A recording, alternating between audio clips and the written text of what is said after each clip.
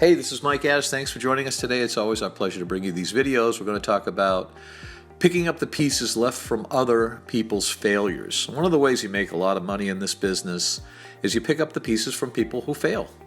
People fail all the time in business, so they end up having assets that they need to sell.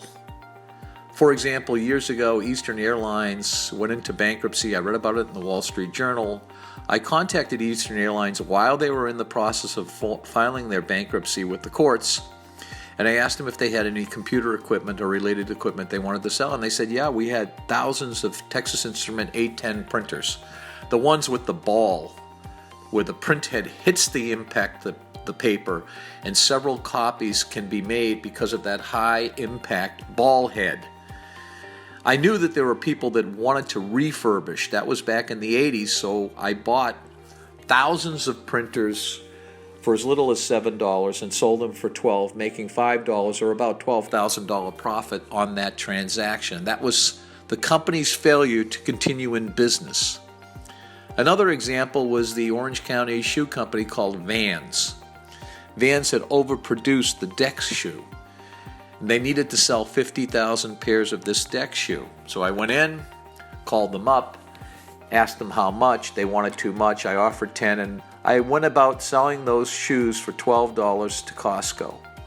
A friend of mine helped me with the money because I didn't have the $500,000 it needed to make the transaction, and we both ended up making $2. We bought them for 10, we sold them for 12. $2 profit on 50,000 pairs of shoes. We made $100,000 profit in about 7 days. The printer example took about 15 to 20 minutes because I bought and sold them simultaneously. When other people have supply of something they want to get rid of, that's when I step in and help them to remove it from their inventory. And there are many, many cases of people that have problems with supply and demand. They create too much, like Steve Jobs, the legendary creator of Apple Computer, with his sidekick Steve Wozniak, made several flubs during their career with Apple. One of them was the Lisa, which Steve Jobs named after one of his daughters. Steve made way too many computers, and the demand for the Lisa didn't come close to meeting the supply he created. I ended up buying thousands of Lisas and reselling them for huge profits, a small fortune in fact. The one thing that I realized about people's failures with a product or real estate is they were always reluctant to admit their mistakes and move on. Some went right down with the ship rather than sell out to me and move on. The shipwrecks still have strewn the landscape of corporate America. The key is knowing where to look for them. Even liquid markets like the stock market have their shipwrecks. The only difference is much more difficult than liquid markets because liquid markets like the stock market self-correct rapidly. Where illiquid markets, which is where I usually play the game, they self-correct maybe over days, weeks, months, or years. This year I bought Ford and General Motors stock after it caved. I still own Ford and General Motors with a 70% plus profit over 6 months, which would give me an average return in excess of 100%. I also bought many high-tech companies when people said that they were going to crash and COVID landed. Apple, Amazon, Facebook, Microsoft, and Alibaba. I've made in excess of 50%. Unfortunately, I didn't hold on to any of those companies and took the cash.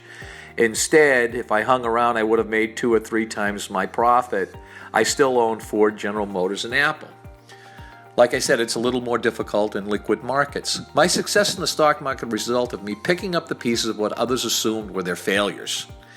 In reality, failure usually happens within a time frame, so it's the seller's enemy, or so he or she thinks. Failure doesn't always exist except in the minds of the people that own the asset they believe needs to be turned into cash. My job over the last 35 years is to pick up the pieces of real or unreal failures. The proverbial one man's trash is another man's gold does apply somewhat, but I see the one man's trash as not being trash, but unrealized gold, or better yet, oil. Oil sitting under the feet without the seller realizing it's there. My stories on this subject are too many to put into this short video, so I will leave you with this thought. Concentrating on other people's failures as opposed to creating your own failures is the easiest way to make money, and you don't have to create anything.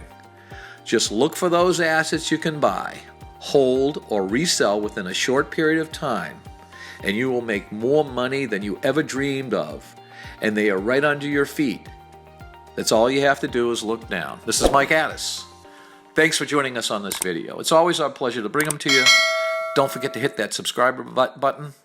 We'll see you on the next video.